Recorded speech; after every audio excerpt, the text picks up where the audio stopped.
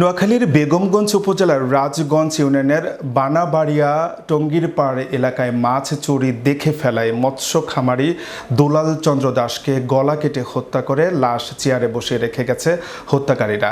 এই ঘটনার সাথে জড়িত মাদকসেবী আব্দুর রব ওরফে আবুল নামের এক আসামিকে গ্রেফতার করে পুলিশ। রোববার দুপুরে পুলিশ সুপার কার্যালয়ে এক প্রেস ব্রিফিংয়ে এসব তথ্য নিশ্চিত করেন নোয়াখালীর police super Mohammad Shahidul Islam. Press ব্রিফিংয়ে আরও উপস্থিত ছিলেন অতিরিক্ত পুলিশ সুপার মোহাম্মদ ইব্রাহিম, অতিরিক্ত পুলিশ সুপার ও বেগমগঞ্জ সার্কেল মোহাম্মদ নাজমুল হাসান রাজীব, বেগমগঞ্জ থানার ভারপ্রাপ্ত কর্মকর্তা মীর জাহিদুল হক রনি প্রমুখ। মাছের ব্যবসাকে কেন্দ্র করে অর্থাৎ মাছ চুরিকে কেন্দ্র করে বাদশাহ এবং আবুলের সঙ্গে দুলালের একটা মনমালিন্য সৃষ্টি হয়।